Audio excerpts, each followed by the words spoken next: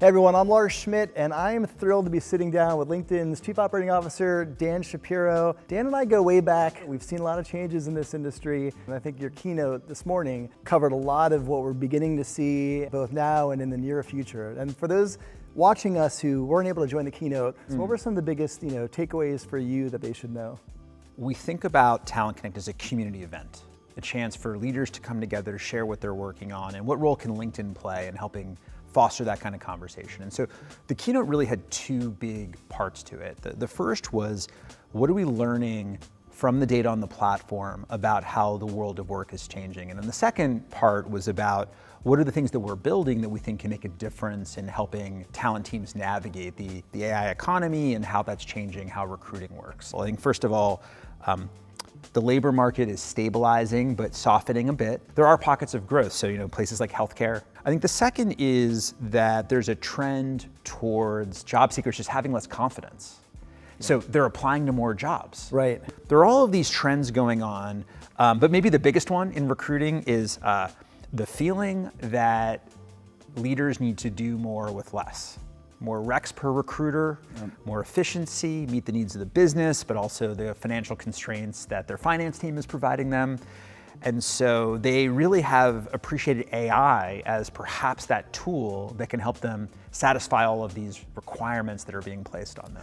One of the things I found really interesting in the keynote was the data you had around how functions are embracing and adopting AI within the organizations. And the function that actually graded the highest in terms of seeing efficiencies and capabilities in AI was HR. And to me, I think that that's such a pivotal moment for our industry because we haven't seen a new technology like this that will be pervasive in every aspect of the enterprise, that HR can actually take a leading role in helping our companies navigate. And you're already seeing some of the results. Like, in fact, I would say one of the big themes this year at Talent Connect is we've stopped talking about the promise of AI and we're really focused on the performance of AI. How is it actually moving business metrics? How do you do AI transformation for your company is a very common topic. I think it's going to be something that modern leaders work on for the next decade. How do organizations measure that impact? Because you're right, like we are, both we're under a lot of pressure from organizations to do more with less, to embrace AI, to kind of bring that into our workflow, to figure out what things we can carve out and automate through AI. And it's still about time to hire. It's still about cost per hire. One of the things that we've tracked through hiring assistance, so that's the new product that we've been talking about, is that it's saving recruiters 4 hours per rec. Yeah. And so that can translate into either supporting more recs, or it can translate into perhaps closing recs faster because you can spend more time with candidates and with hiring managers to hone in on what you're looking for. Yeah.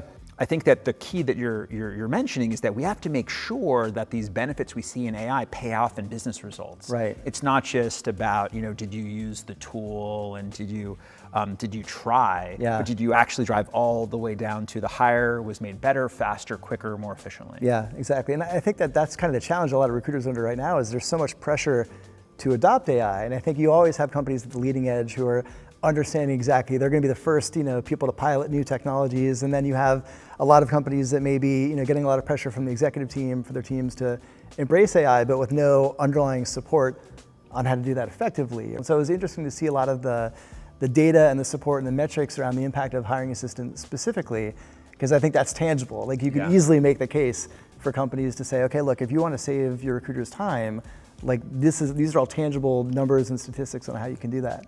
Within AI, there's this tension that everyone's feeling.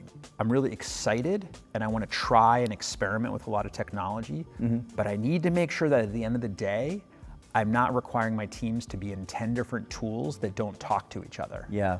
No, I think you're right. When I saw the upcoming product release of the Teams integration, I let out a little clap, I think where I was sitting, because again, like we're a team shop and right now I am having to do a lot of toggling between platforms and tools to be able to optimize the, just how things get done. And so that to me is going to be an efficiency game changer, I think, for clients. Well, this is one of the secrets in talent acquisition, right? Half of the job of talent acquisition is managing the hiring manager. How do you figure out what they want? And you don't usually have the time to teach them how to use these other recruiting-centric tools. They have a day job. That's why you have a recruiting team. And so the idea that we can bring the conversation between the hiring manager and the recruiter into Microsoft Teams, where they're already collaborating, just makes everything easier. Yeah. Also, like from the recruiter perspective, the upcoming integrations with ATS as well will also be massive, because being able to kind of pair that resume data with the LinkedIn profile data and be able to find candidates and surface candidates in your own ATS that have likely been overlooked. I think that's going to be really powerful too. So yeah, I mean, I think this is probably the trend that I've heard the loudest at Talent Connect is no one doesn't have enough applicants. Not today. There are tons of applicants, and most companies don't have the time to sort through them properly. And so they're trying to figure out what tools can I use to make sure I identify candidates that are really worth spending time with. So, with Hiring Assistant and our ATS integrations, the whole idea is that you should be able to use our technology that is really good at evaluating applicants, marrying their application information with their LinkedIn profile and other things that we know about them, to really help you surface the right people to focus on, whether they applied through LinkedIn or whether they applied through your career site or your referral program or any of the other ways that you might get applicants. Well, you're ultimately broadening the pool. And you're sharpening the pool as well, because I think you're giving candidates that may not look perfect on paper, may not have the perfect resume, you're giving them more opportunities to get visibility and to get consideration in a role. When we think about AI, we're thinking about in the context of automation and efficiency, but there's a creative element to AI that I think some companies are beginning to tap into. Certainly on recruiting, you need to be creative in how you're reaching out and engaging talent, sales as well. So when you can think about using tools in those ways to really bring more creativity to your work, the results are going to be there. Now, obviously, Hiring Assistant, I got early access to that. It's been a game changer. So I'm excited to see more people get their hands on that. I think that they'll really see the power of agentic recruiting in a way that only LinkedIn can deliver. But what is the future of AI in the LinkedIn roadmap look like?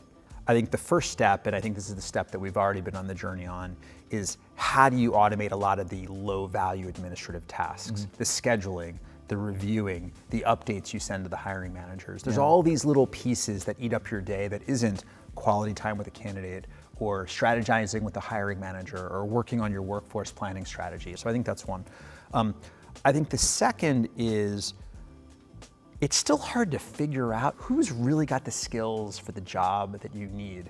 And I think that we can do an incredible job of learning a lot more about applicants and their journey and what their skills are. Like, think about what the profile can be if it fully understood everything that you've experienced and contributed, and then use that as the basis for whether or not a company focuses on you. I think AI can be massively helpful in making that hiring process much more meritocratic and fulsome. And then I think on the job seeker side, there's just so much we can do, because everything that we can help a job seeker with ultimately helps employers. Sure. Can we help a job seeker find the right jobs, represent themselves authentically, learn skills that might make them qualified for a role that otherwise they wouldn't have been a good fit for, or consider a career path that they didn't think was possible. The history of recruiting has been based around a resume and a job description and humans making the connection between these things. And I think the challenge there is that most of the time, especially with hiring managers, they're looking for what I call fully baked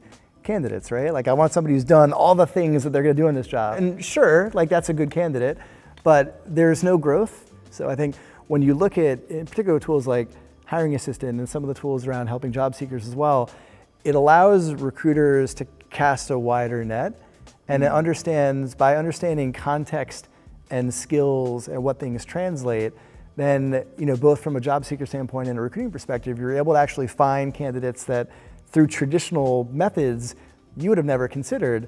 But the cool thing about Hiring Assistant that I think is going to be really interesting is that it doesn't just treat all software engineering jobs at the same. It's like, no, software engineering jobs at your company evaluate this way. So it's going to learn about the nuances of you as a recruiter and your company as it evaluates different candidates. And I think that's super cool. Well, yeah, I mean, again, the more you use it, the smarter it gets, the more tailored the results are going to be.